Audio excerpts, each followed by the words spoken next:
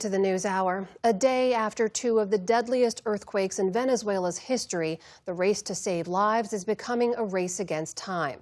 Rescue crews are digging through mountains of rubble, searching for survivors believed to be trapped. More than 900 people are now confirmed dead and tens of thousands remain missing. As international aid teams rush into the disaster zone, the true scale of this unfolding crisis is only starting to emerge. Our Nick Schifrin starts our coverage tonight.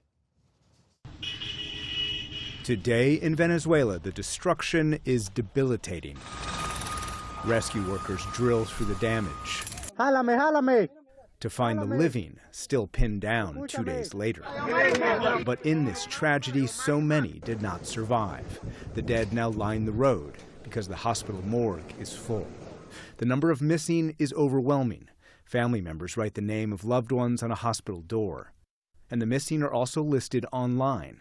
This website includes more than 50,000 names.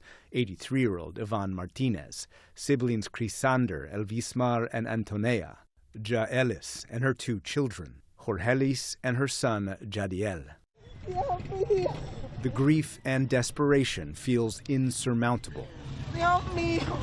Nazarieth Jimenez's brother and his entire family are somewhere under their now pancaked home. My brother, my sister-in-law, my niece, my nephew, and friends are in there.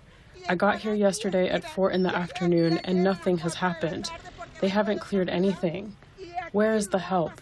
I don't see it. Others have lost everything. Omar Reyes walks through the devastation and calls out for his missing wife and children. There is no response. And as he walks on the rubble in his sandals, there is no home left either. More than 20 of my relatives have died. I've been left practically alone in this world. I am alone. It is Venezuela's worst natural disaster in more than a century. Twin 7.2 and 7.5 earthquakes that crumbled buildings.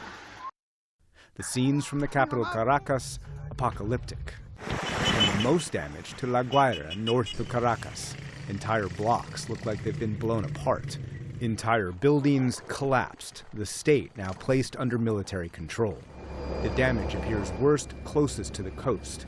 It looks like the city's been bombed, buildings blown open. The toll is immense. Caracas's hospitals are now overflowing. Many patients are being treated in the courtyard. I grew up in Mexico alongside the Pacific Ocean, and I grew up with earthquakes. And this was something I have never experienced before, the magnitude, but also the length. Beatriz Ochoa is the Norwegian Refugee Council's Latin America head of advocacy. We just went under the frame of a bedroom. It was not stopping. I just felt like, this is it. Already, before the earthquake, nearly 8 million Venezuelans, or more than 1/4 of the country, depended on humanitarian assistance, including food, water, and health. Now, people are sleeping on the street, either because they're homeless or too scared to sleep inside. People need a safe place to sleep. People will need clean water. We don't want diseases to be spread. People need, at this moment, hot meals. And of course, children particularly will need to recover and to have a sense of normality. How much need is there right now in the immediate aftermath of the earthquakes? There is a lot of need. The country was already struggling. Recovering will be hard. And that's why we need support from all over the world so that people can recover sooner rather than later. That support is beginning to show up. Search and rescue teams from Spain, as well as the United States and a handful of other countries, arrived today. And the U.S. military is beginning to deliver $150 million worth of humanitarian assistance, overseen by a 2-star Marine general. We're helping Venezuela. They had a tremendous earthquake, a lot of people killed, and right in Caracas. And we have a lot of people over there helping. State TV showed acting President Delcy Rodriguez handing out local aid. But the needs are great. Many places have received no help, and Venezuelans are overwhelmed by a wave of devastation. For PBS News Hour, I'm Nick Schifrin. Support journalism you trust. Support PBS News.